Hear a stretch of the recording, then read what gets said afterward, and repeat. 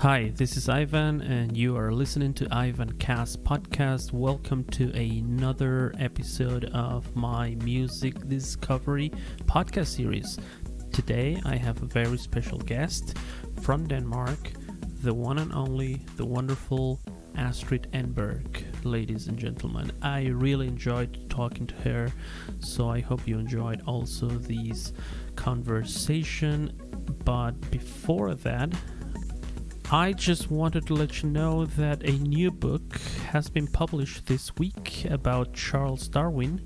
The name of the book is The Ghost in the Garden, and it's all about his relationship with his childhood garden that apparently was his source of inspiration for his love of nature, and later, of course, the development of his theory of evolution. So go and check it out. I'm gonna read it for sure. And I have a daughter, and she loves nature, and she loves her big garden here, the Amazon rainforest. Now enjoy the podcast. My conversation this week is with singer, songwriter, producer, and DJ Astrid Engberg from Denmark. Welcome to the podcast, Astrid. Thank you, Ivan. Thank you so much. Thanks for having me. Absolutely. It's been such an incredible experience, talking to artists from all over the world. And it's nice to have this connection now with Denmark. I am in Ecuador in the rainforest, and it's a rainy day today. Oh, really? Yeah. Because in Copenhagen it's been really sunny, Oh, and it's like the first sensation of like real spring. Cool. People are very excited. Spring is coming, but right? I love that you are in Ecuador, and Yeah. it's like we can meet. Absolutely. It's beautiful. Yeah. Podcasting and technology allow us these days. That's amazing. To do so many things right. Especially in this day and age, with the pandemic and stuff. Like, true. How is everything in Ecuador?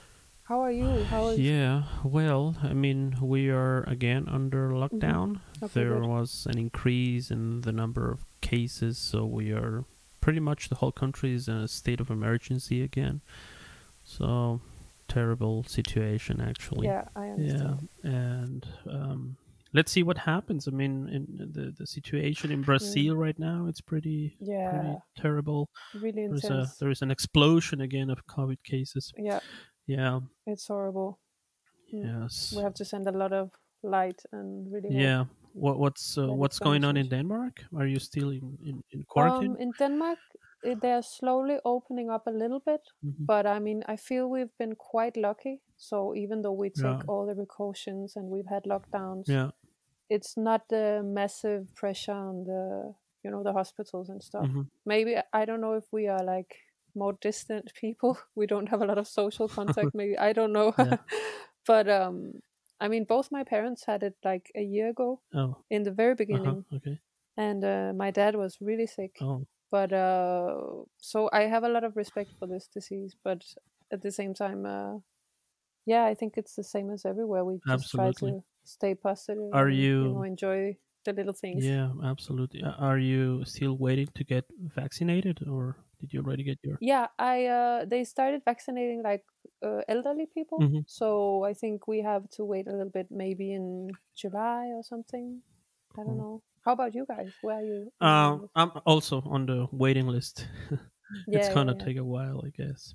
Yeah, absolutely. So good thing we have music, we have art. Yeah, we have absolutely, absolutely. So your debut album was released last year, right? Tulpa. In September last year, and it's a wonderful, fantastic record. I love it. And thank you. Where do you draw your inspiration from to make this music? Because it's a mix of different genres too, right? Yeah, I think that's a good question. I mean, I do think I get my inspiration in my everyday life. So like in the things I experience, the people I meet, it can be like random people having a conversation with somebody, in the line at the supermarket or in the street, or And also traveling the places I've lived. Yeah. You know, you'll go somewhere and you'll meet someone who introduce you to a new instrument you never heard before, Yeah. and this sound will kind of stay with you in your cells or in your mind or in your heart, whatever. And I don't know, but somehow it just, I think I'm not always aware of it, but it just unfolds in the music, and it becomes this mix of a lot of different things. And to me, it's this is fun and interesting because it's like I don't try to explain what it is. Yeah. I just kind of try to not stop myself from making this mix, if you understand what I mean. Yeah. Yeah. Sure. Now, I read that you also went through some physical pain, right, in the past Yeah. due to a Yeah. head So, injury, right? Would you yeah. say uh, is that experience? Can we hear that in your music too? Mm, I mean, I'm sure that we can hear all the big experiences Yeah. in the life, of the Uh-huh. people who create music, because it's like stuck in the body. And this experience was very dramatic to me. I Yeah. had an accident where I fell on my bicycle. I was driving really fast, and Okay. It was a it had been frost in the night, and so I was like, I hit my head on a bridge oh. and had a bad concussion. Mm-hmm. And it was like for a couple of years I was basically in my bed and couldn't leave my flat and stuff. Mm-hmm. And for a long, like 7 years after this, I had a lot of pain. And I think something happens to human beings, not just me, but everybody who experience, like, especially head trauma, Yeah. because you're like, it changes your idea. So much happens in the head that we don't know, your movements and Mm-hmm. your memory and all of this. But people who live with physical pain, or at least for me, it was like, wow, it's like, it affects everything. Sure. When you're in pain, the only thing you want is for the pain to stop. Absolutely. So when you have to learn to live with this pain, it puts everything into perspective. Yeah. And also, luckily for me, in a great way, where it's like you really realize how amazing a machine the body is. How much it does for us every day. Yeah. I mean, just to walk is like a crazy, how can we say, like, collaboration of muscles and synapses and all of this. And so I think, to answer your question, maybe there will be, like, on the album, I think definitely there's a sense of some pain and sorrow, but there's also hopefully a sense of a joy Yeah. of what I now know I have, Yeah. that I Absolutely. really want to share with people, and I hope Mm-hmm. they Mm-hmm. will see in their own life as Yeah. well. Yeah. That's true. Sure. I mean, those life-changing experiences, right? Those Exactly. they can also, they can also bring wonderful things, right? Within, Yeah. even though you might be still in pain. This happened 7 years ago, right? No, this is like now 14 years ago. 14 years ago. So Mhm. yeah, so it's like a long time, and my life is like, I feel it's my third life. It was like the life before the accident, and then the life where it was really hard and really a struggle, and I didn't know whether I could actually succeed to kind of live through this. Yeah. And then the life where, okay, I have some pain, I have some struggle, but I have so much to be thankful for, and I've come so far, and I have so many people who help me and support me, and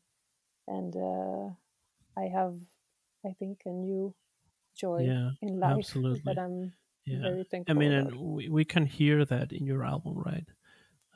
Okay, Music, nice. music, That makes music me is happy. Yeah, medicine, right? Too. yeah, So definitely. it's a wonderful Mm, thing. And how did you get mm. involved in making music? Was something that you always knew you wanted to do the rest of your life, or? Um, so that's also a good question, because I can say yes and Uh no. huh. Like, since I was a child, I always found great joy in music. Yeah. But I am also, and especially when I was younger, like a quite shy Mm-hmm. person. So when I was a kid, I would never ever say, like, when I'm a grown up, I will be a singer or Yeah. musician, Okay. because I would never, like, dare to think that this was possible. Mm-hmm. But I think my way into the music was there was also always like classical music where I grew up, but only classical music. And so I started to go to the library and find all these CDs and cassettes with like jazz and soul music, and it was like a revelation. It was like the sensation, where it was like, wow, there's a whole different world I didn't know about. You know that I feeling? felt the same way when I discovered African American music, for sure, and I felt Yeah, in love. It's my kind of exactly. music. Yeah, sure. Yeah, yeah. And it And happened that's to be in amazing. Germany, which is which Oh, is really? which is great. Yeah, yeah, yeah, yeah. The drummer, And how? Like through friends yeah, or? yeah, the drummer of my band. I made music when I was there. I had Ah, quite cool. a tiny musical career when I lived there, and Yeah, yeah. the drummer and I, we were definitely music nerds, and we would Yeah. spend, you know, months digging the crates, and searching for Nice. nice records and stuff. Also on the internet at What that do you time. play? What I instrument? am a bassist. I play bass guitar. Yeah, Ah, dope. yeah, yeah. Bass was one of my first instruments, actually. Yeah. What I wish I had did continued, you but start playing bass from the? I played like a lot of Uh instruments. huh. Like in my, after school, you go to, I don't, it was like a club, I was like 11, I Uh think. huh. And I started playing the bass in this little band. Uh huh. And at the same time, I was playing violin and flute and singing in a choir and just like testing out like some piano, a lot of Cool. different instruments. Cool. Because in the music schools in Denmark, you can get to learn these instruments, Yeah. and it's not too expensive.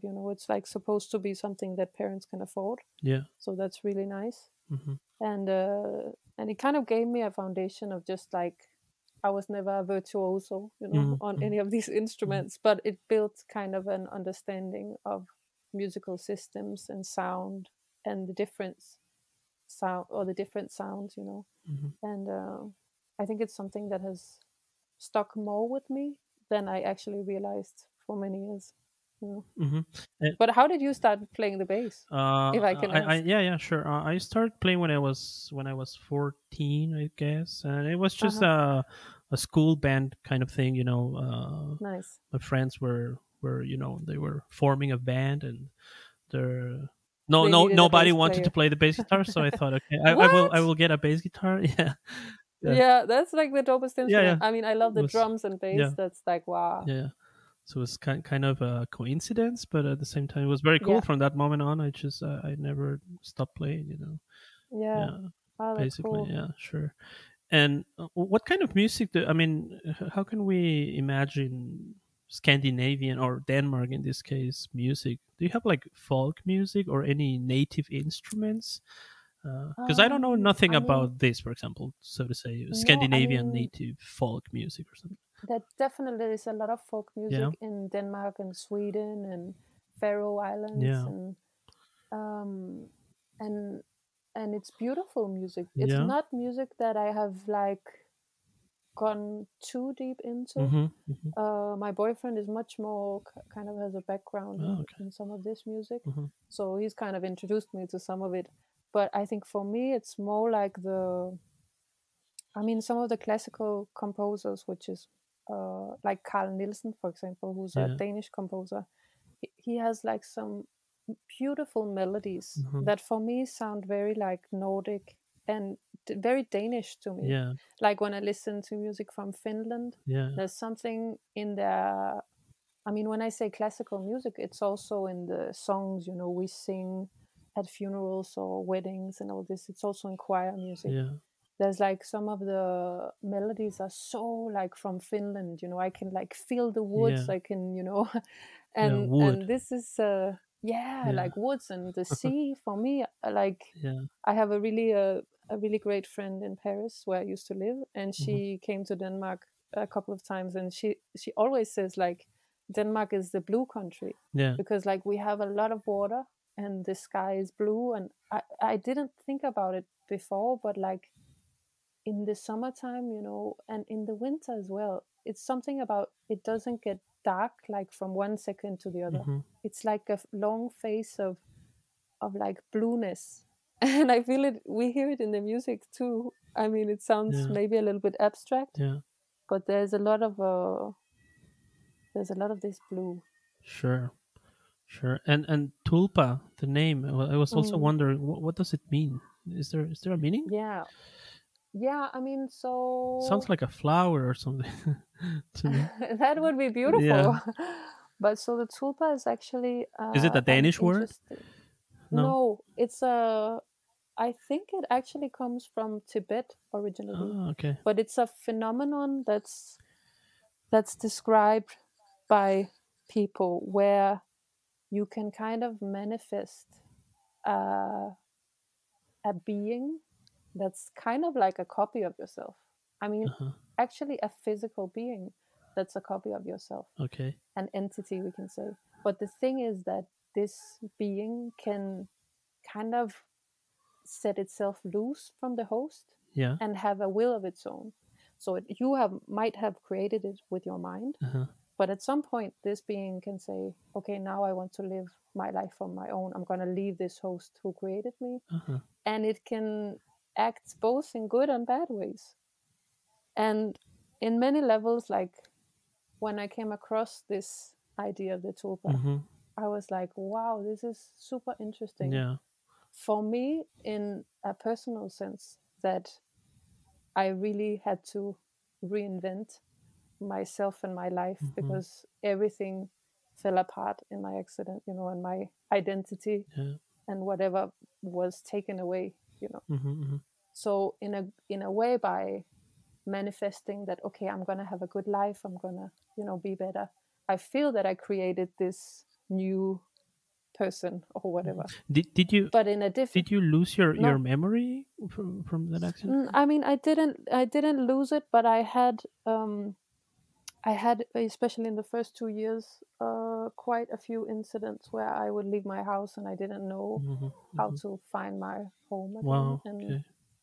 or I could like get out of the metro and I couldn't find the Mm-hmm. road to my flat And that I had taken. okay. And language wise, were you able to speak Language normal? wise was Yeah. cool. Was there? Like I never had a problem with language, Mm-hmm.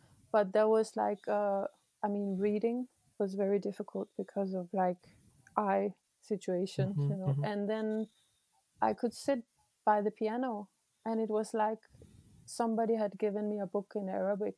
It was like I could look, at the piano, Yeah. and normally I would know, okay, so C, D, E, F, G, A, okay, I can play Yeah. something. Yeah. But it was like my brain couldn't understand, like, what is this system? And this Wow. was really scary Yeah. because it's like It's like a it's like baby you almost, feel huh? Starting something from is, yeah, scratch. Yeah. exactly what the neurologist said. Mm-hmm. They said, you have to see yourself as like kind of like a Like a baby baby. that starts from scratch, Yeah. but you have to actively learn these things. Uh-huh. But just to finish the tulpa, there's a thing I think is interesting, and that's we live in this world of social media, Yeah. and it can be great because I can connect with you in Ecuador. We can have a nice Yeah. conversation. I Sure. can, for a moment, be in Ecuador with you. Mm-hmm. That's Mm-hmm. beautiful. But we also live in a time where it's like Instagram, Facebook, Yeah. and people create. We all create, these kind of versions of Mm-hmm. ourselves, Mm-hmm. and the intention might be good, and for some people it work, but for other people it becomes like, the idea, the Instagram takes over, Yeah. and people are miserable Yeah. because they think they have to be a certain way and all of this. Absolutely. And I Yeah. think it's like the tulpa, you create something, and all of a sudden Okay. the what you created So it's has a life of its own. kind of an avatar, your digital self, or something like that. Yeah, I mean, that could be also a picture of the tulpa to me. Yeah. Like, we have to be so conscious on where we put our energy and what we send out, Mm-hmm. Mm-hmm. um, Mm-hmm. because I feel it can really go like slowly without noticing. It can drain a lot of people. Yeah. Yeah. Absolutely. I mean, I totally agree with what you're saying, right? Especially for, I don't know how old are you, But I was like, I don't even know myself. I'm 35. okay, so how old are you then? I'm 36. So you know how was life before the internet, right? You have a clear vision of definitely. that. And what I think is the newer generations, they don't know that. They grew up with a cell phone and internet and Instagram on their hands. So that makes the whole difference. Really I think, it's really interesting. But I mean, and sometimes I miss the 90s, even though I'm a techie guy, I love technology and stuff. Yeah. But sometimes I think, man, I mean, I wish I could leave my house and nobody could reach me for a couple of hours, Yeah. But we have to just kind of do that. I mean, sometimes I leave my phone at home and I'm like, this is wonderful. Yeah, but sure. but I don't know, maybe the next generation or the next generations are better. I hope I hope they're better at like dealing with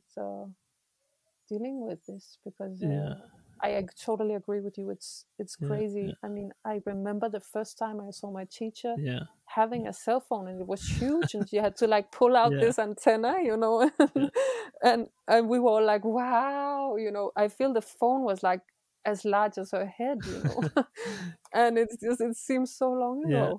The thing is, everything happens so fast, just I mean, if you think about 10 years ago, if you would say somebody, I'm doing the videos on YouTube or podcasts, I want to monetize that, and you want to be my advertisers, they would say, well, what do you mean the internet, right? It was more like a joke, but now it's just kids uploading videos on YouTube and stuff, but now it's like, it's a whole business, right? So and that's, I think, one of the really sad things, how it's like always it often turns into a business of like capitalizing everything, and it's sad because there's so much beauty in the internet and in the possibility for people to express themselves. And so what I think is especially for the newer generations, they kind of need to understand all of this stuff, so in order that they also take care of themselves. And I was talking to also on my podcast to I don't who was this conversation with, Derek Bostrom, I guess. He was also like really into internet and stuff, and we both said, okay, so probably in 20 years from now, a lot of young people are gonna have a lot of regrets, for what they uploaded on the internet these days. I think so. And I think so they are going to be really pissed with their parents who uploaded like a lot of baby photos. Oh, yeah. They'll be like, what are you doing? Absolutely. Yeah. I have a daughter, she's 2.5 now, almost 3 years old. And there is I think there's just one photo on the internet from my daughter. I think that's really nice of you. I mean, it's like, especially where it's like, well, I mean, I know that parents are just proud, but at the same time, I'm really thankful that I mean, maybe it's also I think it's very individual, but I see myself as an open person and an extrovert person, but at the same time also an introvert person and a very private person, so there are many things that, especially things that I love and cherish, that I kind of like to just have for myself. If I have a wonderful evening with somebody I love, whether it's a friend or it's my boyfriend or whatever, I don't want to take pictures in the middle of everything. I just want to be there, Absolutely. and exist. So, but I mean, it's a new time we're living. Sure. And you are also a DJ and a record collector, and I was actually listening. You have a show, right? Is it a weekly show or a monthly show? No, it's a monthly show. Now I have on the British Bellamy. Nice. And before that, I had on MMH Radio, which was a Danish community radio. That was really nice. And you have a monthly show where you play some of your music, right? Your mixes. Awesome. I just play like records that I like, and I love that you have the freedom to just share whatever weird music you like, Yeah, and you have a lot of rare stuff there, no? Because I was listening to your mix from March on what's on Mixcloud, right? It's on Mixcloud. Yeah, probably. Yeah, it's on Mixcloud. And there was a lot of stuff that I have never heard in my life, Nice. So that makes me happy. Yeah, sure, absolutely. But I mean, like you said you were a geek, so I mean, kind that of, makes but two of us. So tell us a little bit about your passion for records. Was it also because you have also kind of your roots are also in hip hop, right? Yeah, I Yeah, I love mean, hip I hop. did like, I worked with a lot of beat makers, Yeah, especially in France cool. and also in Denmark. Yeah. But I think the love for vinyl is like goes way back. I mean, way, way, way back Okay. to, again, like growing up in a house with only classical music. Classical And music. then one day I was like, what? I was looking through the records my dad had, and I found 3 records that was my mom's. And I was like, what is this? And I remember I sat in front of the turntable and I put them on, and one was Billie Holiday, one was Louis Armstrong, Oh. and one was Dave Brubeck. Oh, Louis And Dave Armstrong. Brubeck is maybe not my favorite now, but back then it was like, I mean, imagine you hear Billie Holiday Yeah. singing for the I first mean, time. You've Louis never Armstrong, heard. you know, that's just Yeah, is another. swinging, It's from another amazing, and dimension, right? I think. yeah. And I just remember I was like, whoa, this is crazy. Yeah. I mean, and I could just sit and watch, the record like turning and turning and turning, and Okay. this Cool. wonderful music came out. And then I just kind of started collecting records like a little bit when I was maybe 15 or something. And then the last 15 years, it's really, I think it's like really just a way I love to be in the world.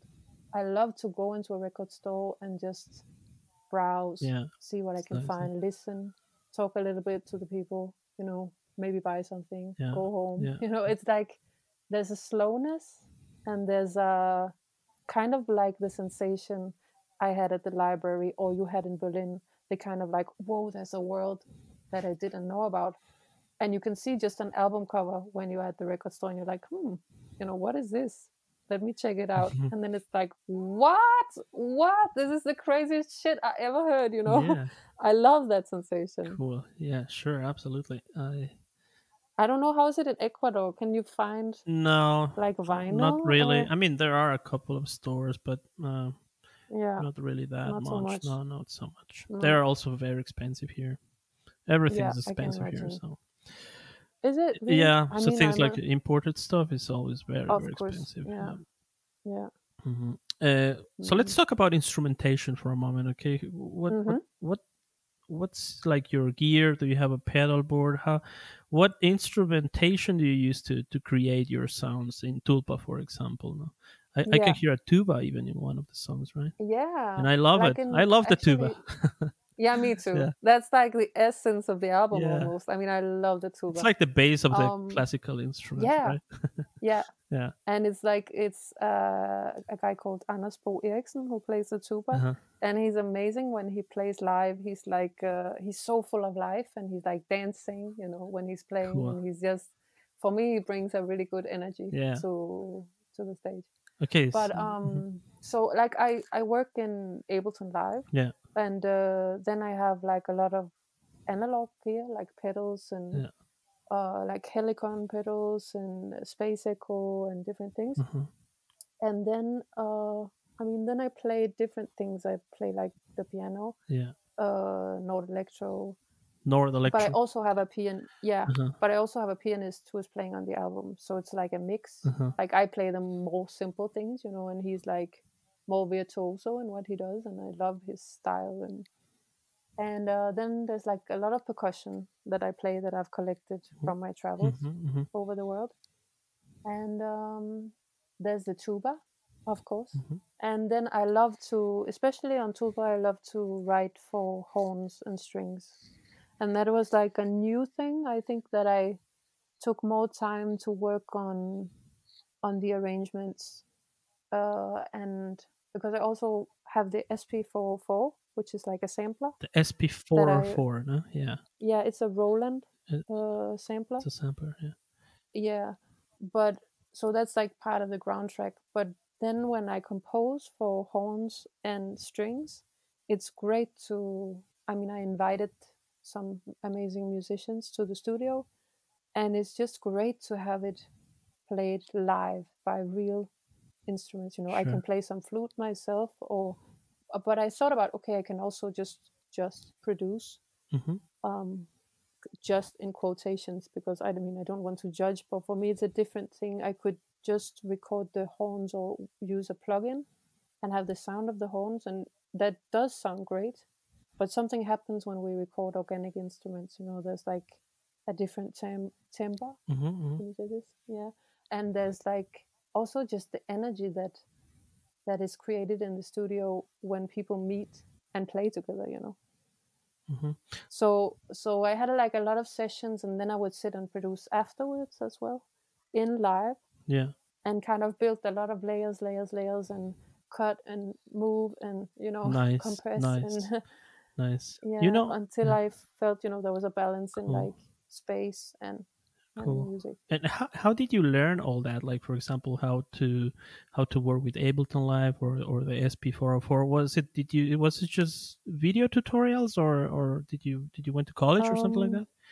no, I think it's like really a lot of just trial and error. Yeah, You know, I mean, I'm not even great at watching video tutorials. I just do it a little bit, yeah, but I think I'm more like, okay, if I know I want to do something, and I sometimes it's just like I find a machine yeah. and I'm like, the machine speaks to me somehow and I don't know why. Oh, okay, Okay, cool. so I test it out, and a lot of the machines I use in a weird way, you know, in a different way. Yeah, But it's like maybe that's also part of what is what you do? creating my sound. I don't know. That's cool. That's But cool. it's like I like to explore Yeah, ideas. yeah, yeah. Cool. So, but I feel a lot of my life has been like a big accident, but at the same time combined with a Mhm. lot of curiosity, you know, Yeah, and a curiosity. lot of like, I mean, I've spent hours and hours and hours of like just sitting, trying things, and some Yeah, of it works and some of it doesn't work. And then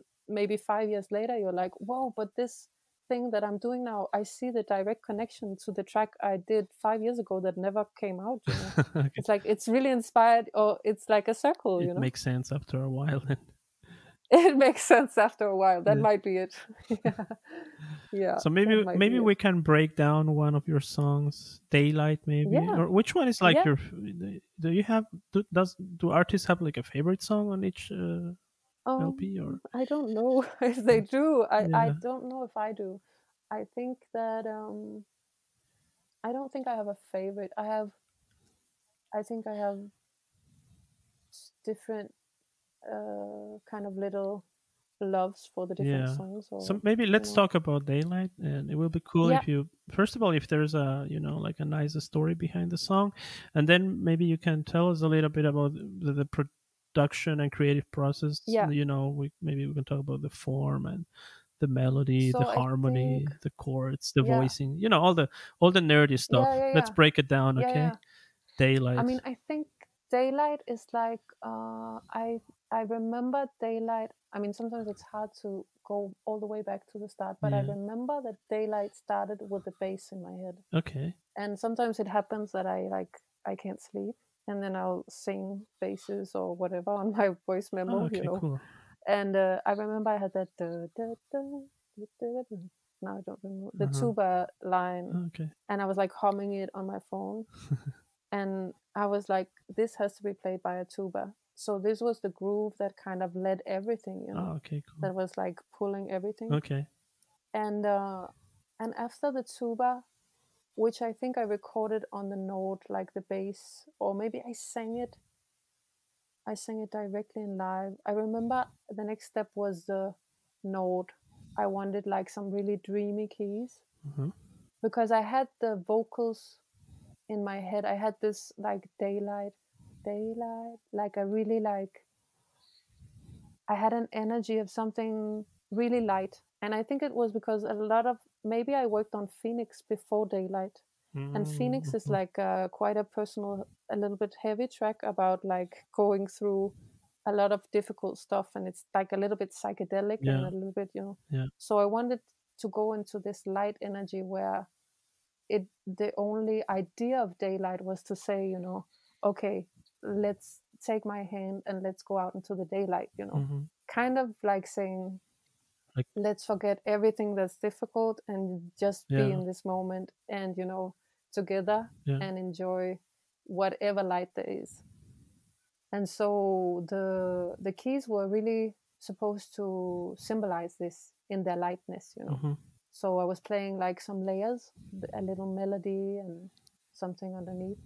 And I think it just slowly kind of unfold, you know. I was like, okay, so this is the A part, and then I want something different where maybe some horns come in, and it was, I feel it was a kind of organic way. It really it unfolded, because it wasn't like, okay, I'm gonna write a verse and a chorus.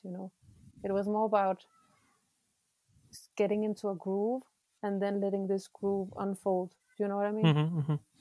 Yeah. And then in the end, I would sing the lead on top, and it was like, okay, I'm basically just gonna do the voicings on the chorus, and then just sing, like I was talking to a friend, like, hey, come on, take my hand, let's go into the daylight.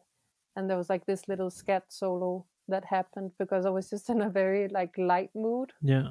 And I was like, okay, that's nice, okay, let's go with this. And nice. It was maybe the most simple track, but it's like, I think it's the most easy track in a way, maybe, to listen to. I don't know. Mm-hmm. A lot of people seem to say like, oh, I like Daylight. And I'm like, okay, cool. That was like one of the easier tracks to make, Yeah. I mean, I can hear through all the album. It's like a cathartic process also, no? I think you're processing a lot of your experiences in every track. The different layers and melodies that we can hear.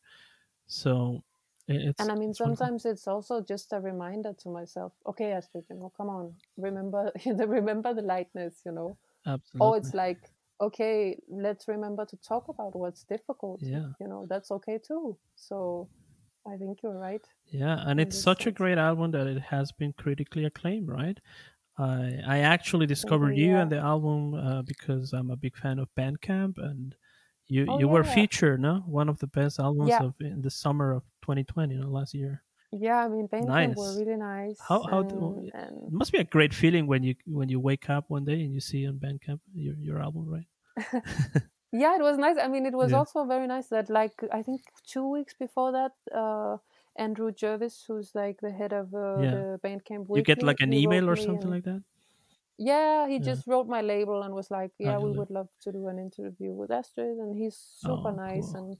And I had actually done an interview with him like 10 years ago, and I had totally forgotten, because at this point I was like pretty sick, so I didn't remember at all. And he said, when I came on the interview, it was like, but we talked like 10 years ago when Bandcamp Weekly started, and I was like, oh my god, yes, that's crazy.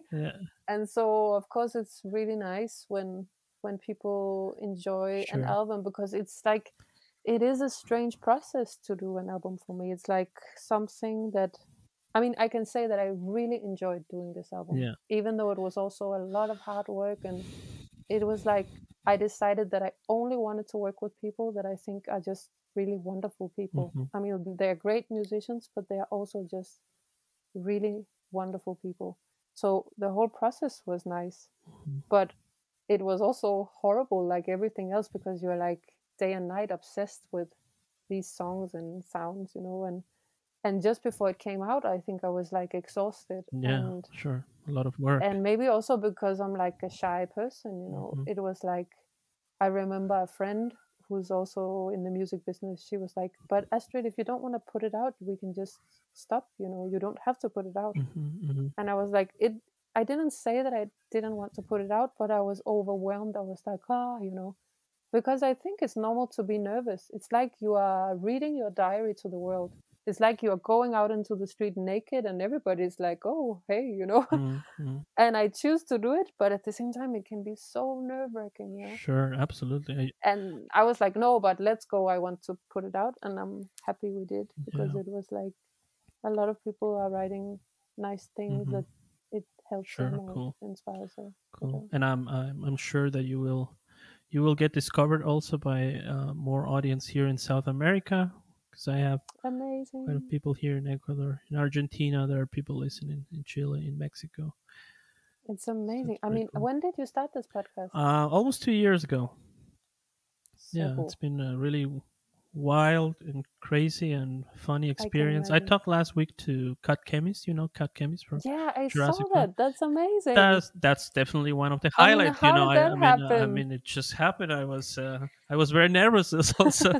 I can imagine. But it was a really cool conversation. Cut is just such a great human being. Yeah, absolutely. And there are a whole bunch of artists that have been on the podcast, and it's been a very Yeah. very cool experience for me. Again, reconnecting with music for me in a way, Yeah. because I'm also trying to start making music with my computer. So I'm also kind of, that's why I'm Cool. asking a lot of questions too, Yeah, like yeah, all yeah. the gear that you use, and how did you find out how to use Ableton Live and stuff. But you know what? If you're starting music on your laptop, Yeah. there's the little something I Actually, use on when my I phone, I travel. want to do everything on my phone. Oh, I'm okay. trying to do that. Okay, then I'm not your best But advisor. my computer also, Because yes, sure. if it was the computer, I would say a really good tool that I use when I travel on the train or if I like go somewhere is the Akai. Oh shit, I forget the exact I name. have a MIDI It's like keyboard from Ikea. that has pads and Yeah, I and have one keys. of those. Yes. Okay, because that's like the base, Yeah, to yeah, just yeah, like yeah. then you can get all kinds of dope plugins and you can create things. For me, it Sure. was like, what, I can go out into nature and sit Yeah. basically. I mean, that's what you're doing, I guess. Yeah. I'm also trying to sample a lot of sounds here from the nature. I mean, I just have to go out, open my door, and I will hear beautiful sounds also every night. It's really cool. I can imagine. Yeah. So it's where like how does where are you right now? How does it look? Where? Yeah, well, that's a question I get asked a lot lately on the podcast, and I think I've been talking too much about it also. But it's a city, a small town in the Amazon rainforest. But I live in the countryside. I have a little house, really fairy tale kind of house, surrounded by nature. It's like an oasis, So when you come to my place, you definitely think, "Oh my gosh, this guy lives in the jungle." The first question people ask is, "Do you have internet here?" And I said that I do. I have a podcasting studio. So it's a beautiful place, and you have rivers and waterfalls all over the place. So it's pretty, Yeah. So I have always that jungle feeling, That's great. Yeah. So you get to see tons of animals, plants, biodiversity. Wow. Lately I've been taking pictures, of like plants and stuff, and it's really fun, I really enjoy doing that. So it's a great place, for biologists and nature people, I guess. I can imagine. Yeah, sure. It's unbelievable. Yeah. Wow. I mean, here I'm just happy that because on one side of the flat where I live there's like a little piece of grass with some big trees. Yeah, sure. And when I lie in my bed, it's like I can look outside the window and I can see this morning there was like a bird that I never saw before, this type of bird. Yeah, you also have beautiful landscapes, right, in Denmark. Yeah, but I mean, I'm in the middle of Copenhagen, but there is like a little nature spot, so I feel I can, for example, now when it's spring, just to be able to see the leaves, like how it changes every day, when it's like they pop and it's like, okay, everything is green now. I love this. Even though I'm in the city, I can kind of follow this. Nice. But you have also traveled quite a bit, right? I mean, definitely. I mean, both as a child and when I was like a young woman with like, I was singing in choirs and we would travel like all over the world. Like I remember one year we were in 17 countries, just singing. 17. Wow. Yeah. In Europe, I guess, it was right? Crazy. No, like everywhere. We went to China twice. Oh, okay. Wow. Okay. Yeah, we really. Have you been to South America too? Never. That's like the one place I haven't been. I would love to go. Africa. Yeah. I lived 5 months in West Africa in nice. Burkina Faso when I was like 19, 20 maybe, because I wanted to learn to play djembe. I was like, okay. The djembe. Yeah, that's cool. Yeah, I wanted to kind of improve my rhythm skills, and I thought, okay, I can either apply to a school in Denmark or I can go to West Africa, which I think is a much great idea. So I went and I was like sitting under a mango tree for 5 hours every day, just playing, and it was amazing. Cool. I mean, it was an amazing time. Yeah, it was really, and I still have friends. Like I lived with my djembe teacher and made a lot of friends because I was traveling alone. So it's like, I mean, when you're alone and you're 20 years old and you just want to meet people, it's like people are very generous also in Burkina. are very curious, and it was a crazy experience. Nice. I can't. And then later, I moved to Paris. Yeah. And How long did you live there? In Paris? Yeah. So that was like, first it was 4 months, and then back to Denmark, and then back for a year, and it's been like a lot of back and forth. Okay. But between Paris and Denmark. Yeah. But and why Paris? Music. Because it was so random. It was like talking about feeling old, I put some music on MySpace. Okay. And you remember MySpace? Yeah, sure. Yeah. We had a MySpace page too, yeah. Okay, dope. So I put some music, like little skits on MySpace, and some people in Canada wrote me that, okay, we love what you do. Do you want to be on our album? Okay, cool. I was like, okay, we did some songs. And they asked me to come to Switzerland first to play with them for a gig, and then to play in Paris as the support for a French artist called Wax Taylor. And so we did that, and it was like a big show in Paris. It was at l'Olympia, which is like the biggest venue in Paris. Nice. And so that was a crazy experience. But then a guy who was playing with Wax Taylor, an MC, he was like, yo, we got to do something. We got to work together. After he heard the sound check. And I was like, yeah, okay. You're high, you're talking. I don't know if it's going to happen, but let's see, Yeah. I mean, I was high as well, so no judgment. But anyway, so then he started sending music, and I did like an album with him and some French beat makers, and they invited me to Paris to play. And then some other French people kind of heard that, and they wanted me on their album, and I met some amazing people.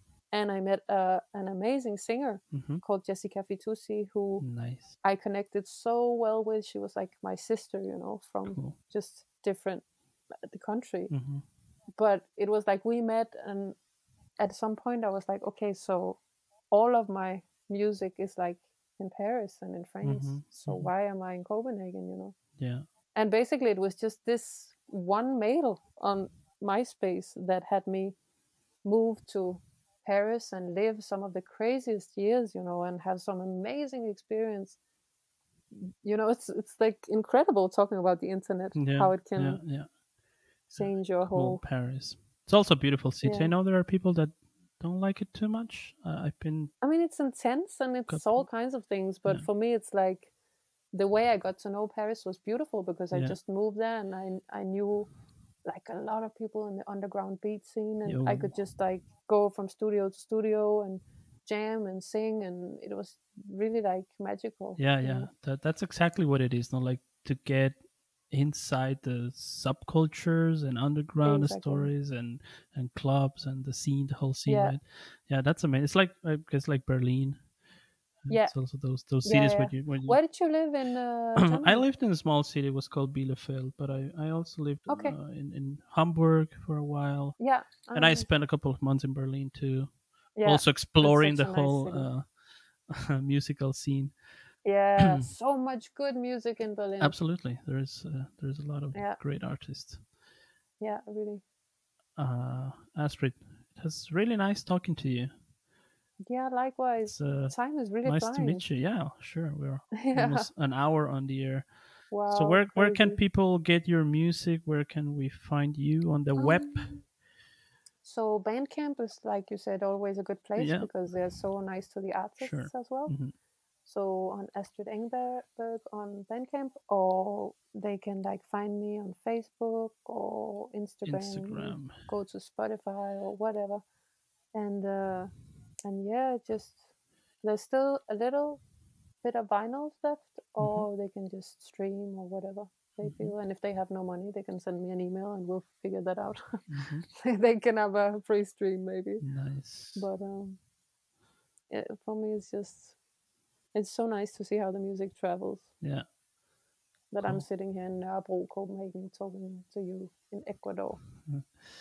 I do have another question on your YouTube channel. There is this visual EP called, is it called Iguri? How do you have this? Iguri.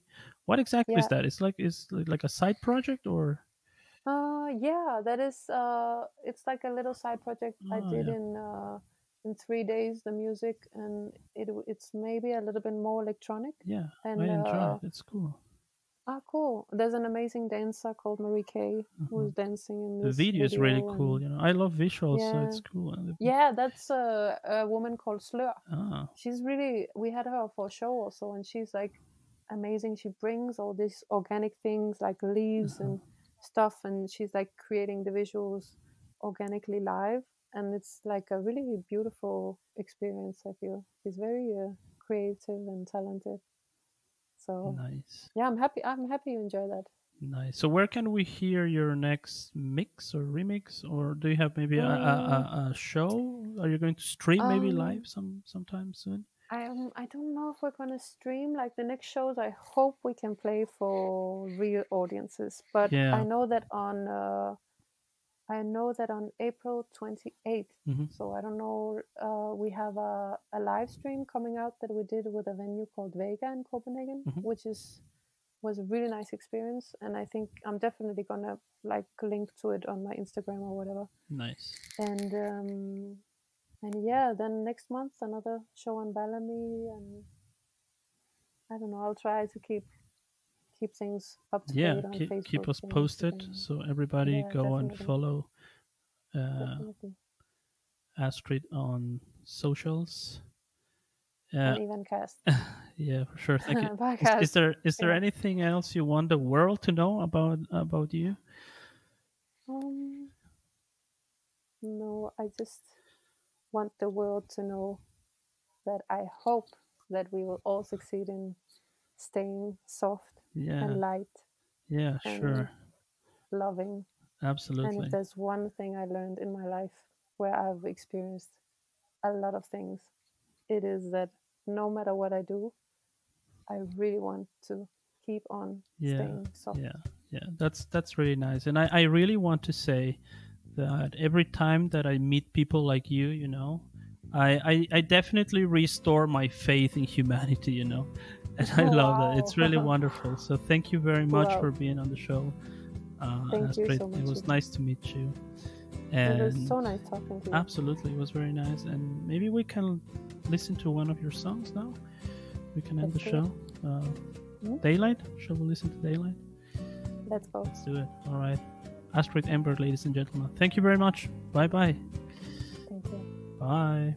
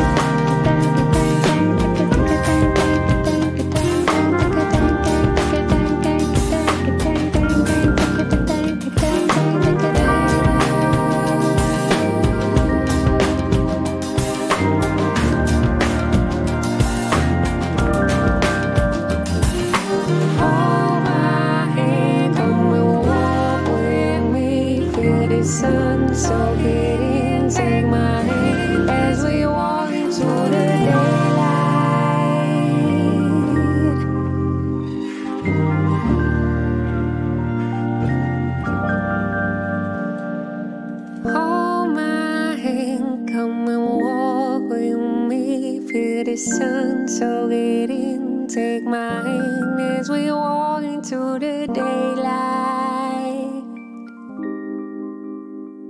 to the daylight.